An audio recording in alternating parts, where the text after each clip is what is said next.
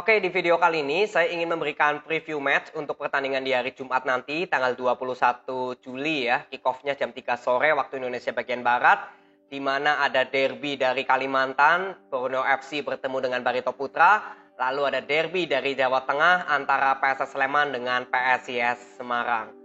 Kita mulai dulu bahas dari Borneo FC dan dengan Barito Putra. Sesuai dari pengamatan saya dari 3 pertandingan terakhir, untuk Borneo FC yang saya lihat di penerapan skema permainan selama 90 menit ya, itu masih sering inkonsisten. Lawan Bali United ya, babak pertama terlihat skema permainannya seperti belum berjalan. Tapi ketika di babak kedua, Borneo FC bisa bermain lebih ke skema permainan dan bisa menciptakan 3 gol langsung di babak kedua. Jadi artinya masih sedikit inkonsisten. Lalu lawan Persis Solo kemarin juga sama. Ya, Borneo FC kalau boleh saya bilang di pertandingan kemarin lawan Persis Solo selama 90 menit itu justru terlihat skema permainannya ini mudah dibaca, terutama di babak kedua.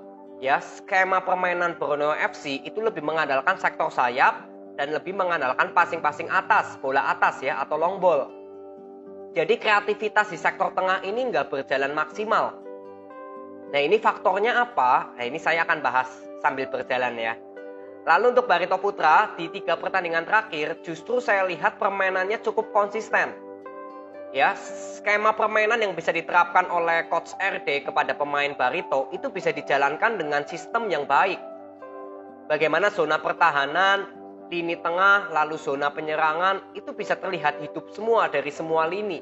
Ini membuktikan kalau skema permainan dari Barito yang memang cukup konsisten. Ya, Barito Putra juga kalau boleh dibilang selalu menciptakan gol ya dari 3 pertandingan terakhir dan hanya kemasukan 2. Nah, ini artinya cukup baik nih dari pertahanan dan juga efektivitas gol dari Barito Putra. Sedangkan untuk Borneo FC kalau kita lihat ya dari 3 pertandingan terakhir ini sudah kemasukan 4 gol. Lalu berhasil menciptakan 5 gol. Artinya untuk lini depan sudah cukup bagus untuk Borneo, tapi lini belakangnya juga masih kurang baik. Nah, faktor apa sih yang membuat Borneo FC justru saya bilang seperti inkonsisten dalam hal menerapkan skema? Yang pertama, para pemain Borneo kalau bertemu dengan tim yang bermain cepat, itu seringkali ke bawah ritme permainannya ke musuh. Jadi seperti nggak bermain dengan skemanya sendiri, tapi lebih kepancing dengan permainan musuh. Itu terlihat pada saat lawan Persis Solo dan juga Bali United. Ya, lawan Bali United di babak pertama itu terlihat jelas kalau permainan dari Borneo FC ini kebawa dengan permainan Bali United. Lalu dari segi pertahanan juga sama ya. Borneo FC berapa kali untuk melakukan transisi pertahanan. Di sini juga berapa kali kan saya lihat Hendro Siswanto ya dipasang sebagai gelandang pertahan. Lalu Adam Alis dan Lili Pali lebih condong bermain di sektor sayap. Jadi artinya untuk gelandang pertahan Borneo FC itu hanya ada Hendra Siswanto yang lebih cepat untuk melakukan transisi pertahanan. Sisanya seperti Adam Alis atau mungkin Lili Pali, Terence Buhiri itu lebih condong menyerang. Jadi inilah menurut saya yang menjadi faktor kenapa sektor tengah dari Borneo FC itu lebih mudah untuk dimasuki oleh penyerangan musuh. Itu karena di sektor tengahnya saya kira ya transisi pertahanannya masih sedikit lambat. Karena ya yang dipasang sebagai pemain yang box to box itu sebenarnya nggak ada dari Borneo FC. Adam Alis dan Lili Pali itu lebih condong bermain ke depan dengan Terence Buhiri. At least hanya ada Hendro Siswanto yang memang pure sebagai gelandang pertahan. Jadi di sini tugas yang harus diberikan cukup berat ya kepada Adam Alis. Kalau besok bermain dari awal ya Adam Alis harus bisa menjadi pemain yang box to box, yang bisa langsung cepat menyerang tapi juga cepat membantu pertahanan bersama Hendro Siswanto. Ini yang saya lihat masih berapa kali kosong sektor tengah dari Borneo. Lalu untuk sisi penyerangan Borneo FC, saya juga lihat sejauh ini belum ada pengganti Bustos yang sepadan. Ini juga bisa menjadi salah satu faktor kenapa sektor tengah dari Borneo FC justru nggak terlihat maksimal kreativitasnya. Memang mendatangkan Gosling ya, tapi kita lihat Gosling waktu kemarin bermain lawan Persis Solo itu juga nggak banyak melakukan kontribusi kecuali ada 1 peluang emas dari asisnya Pato ya, tapi bolanya masih ke atas. Tapi hampir selama Gosling masuk di babak kedua, itu tetap saja belum mengubah sektor tengah Borneo FC dalam menyerang itu hidup. Jadi inilah yang menurut saya perlu dievaluasi untuk Borneo FC saat besok menghadapi Barito. Karena untuk Barito Putra, ya, Barito Putra ini sudah cukup bagus dari segi pertahanan, lebih condong bermain di zona area sendiri tanpa melakukan pressing keluar. Jadi ketika nanti pemain Borneo FC masuk ke area sepertiga ya pertahanan Barito, disitulah para pemain Barito akan melakukan pressing. Di sini ada nama Bayu Pradana yang sebagai gelandang bertahan. Kalau di Borneo ini sama seperti Hendro Siswanto. Lalu ada Mike Oit. Nah, Mike Oit ini salah satu pemain yang box to box. Dia cepat saat menyerang, tapi juga cepat saat membantu pertahanan. Nah, ini yang saya lihat di Borneo FC belum ada yang pemain seperti Mike Oit. Makanya ini yang perlu dicermati nanti untuk pemain box to box dari Borneo FC dan juga Barito. Ya, jadi inilah yang saya lihat perbedaan dari Borneo FC dengan Barito. Ya, ini tentunya bermain di kandang Borneo FC kan artinya Borneo FC akan lebih banyak menekan. Ya, yang pertama bermain di kandang sendiri, yang kedua ini juga gengsi karena derby ya. Lalu yang ketiga juga kemarin Borneo FC habis kalah 2-1 lawan Persis Solo. Artinya lebih akan mencari 3 poin. Ya, dan di sini Barito Putra saya berharap para pemain Barito bisa tetap tampil lepas seperti lawan Persebaya Surabaya kemarin bermain di tuan rumah Persebaya, pemain Barito ini tetap bisa bermain lepas. Jadi skema permainannya ini tetap bisa diterapkan dengan tenang karena pemain-pemain tetap bisa mengandalkan ininya ya, mentalnya nggak terganggu gitu. Nah ini saya berharap besok lawan Borneo FC ya para pemain Barito bisa tenang, bisa lepas dan tentunya kalau Borneo FC banyak menekan, ya saya berharap Barito Putra juga bisa keluar dari tekanan atau bisa mengambil alih permainan itu jauh lebih baik. Ya, bola possession juga bisa dimainkan oleh Barito Putra dan Borneo FC kalau yang saya lihat lebih cepat ya, bermain lebih cepat, passing-passing yang lebih cepat. Jadi memang dari skema permainan ada sedikit perbedaan. Ya, jadi kita akan lihat besok aja ketemu di video review ya, jalannya pertandingan antara Borneo FC dengan Barito Putra akan seperti apa. Nanti kita ketemu di video review lagi. Jadi selamat bertanding untuk kedua tim dan selamat menonton untuk kedua supporter. Lalu next kita bahas dari PSS Sleman dengan PSIS Semarang ya. Ini bermainnya jam 3 sore juga sama seperti Borneo dengan Barito.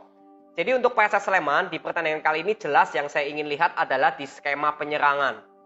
Karena kalau berbicara di skema pertahanan, sebenarnya PSS Sleman ini sudah cukup bagus.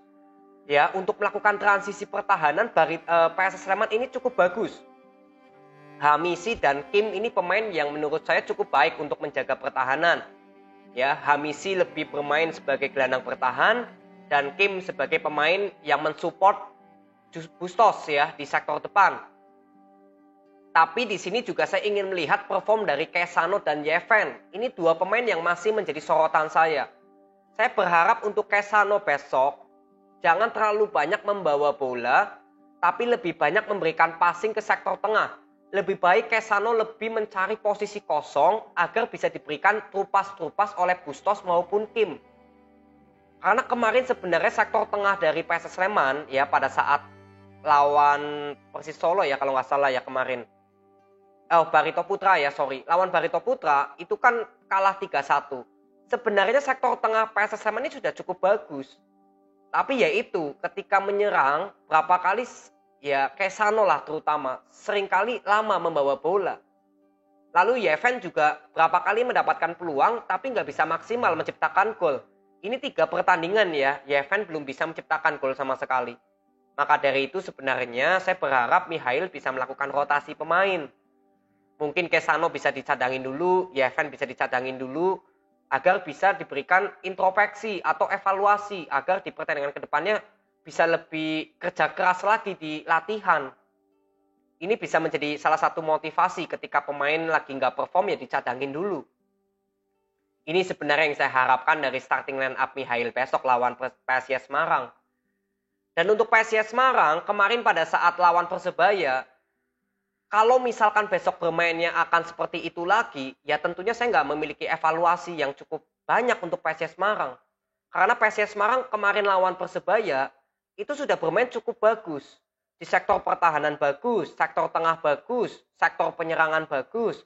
Kreativitas dari sektor tengah dan sayap terlihat baik, terutama ketika Gali Freitas masuk menggantikan Vitinho.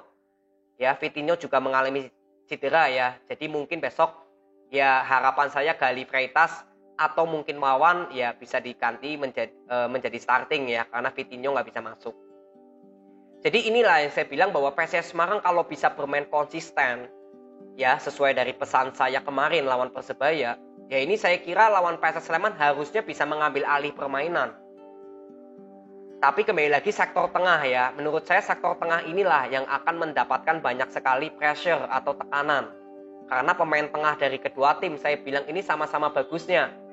Tinggal nanti kita lihat Jonathan Bustos dengan Septian David yang sebagai promotor serangan akan seperti apa. Ya, Septian David semoga bisa bermain lebih maksimal lagi. Kemarin sebenarnya sudah bisa memberikan passing-passing yang cepat, tapi ketika harus melakukan skill individu, nah ini Septian David seringkali kesulitan. Ya, sebenarnya Gianzola kalau berbicara dari skill individu itu lebih baik Gianzola. Tapi ya besok kita akan lihat karena Septian David juga sebagai kapten tim PSIS Semarang. Berapa kali juga bisa menciptakan gol ya di musim lalu. Jadi inilah yang saya akan lihat di pertandingan besok untuk PSS Sleman ya di skema penyerangannya ya, terutama nanti kita lihat di starting line up-nya perform dari Kesano jika dimainkan seperti apa, Jeven juga akan seperti apa, jika mendapatkan peluang bisa nggak dimaksimalkan menjadi gol. Dan untuk PSIS Semarang ya tinggal konsisten aja bermain seperti lawan Persebaya Surabaya kemarin. Tapi kalau berbicara derby ya tentunya PSIS Semarang harus bisa keluar dari tekanan. Ya, saya berharap bisa bermain seperti lawan Persebaya Surabaya kemarin, walaupun memang ini di kandang PSS Sleman. Yang artinya ya tekanan dari para pemain PSIS Semarang harus bisa bermain lepas. Ya, jangan peduli bermain di kandang PSS Sleman, tapi tetap harus kuat dengan mental dan juga tekanan. Ini yang saya harapkan aja kunci dari para pemain PSIS Semarang ya di mental. Ya, dan untuk PSS Sleman ya bermain di kandang sendiri ya tentunya akan mencari 3 poin ya, karena PSS Sleman sejauh ini juga sudah memperoleh 1 kekalahan dan 1 hasil imbang ya, hanya ada 1 kemenangan. Jadi besok kita akan lihat apakah PSS Sleman atau justru PSS Semarang yang bisa mendapatkan hasil 3 poin ya. Nanti kita ketemu di review aja untuk membahas bagaimana jalannya pertandingan antara PSS Sleman dengan PSIS Semarang. Terima kasih, sampai ketemu di video berikutnya. See you.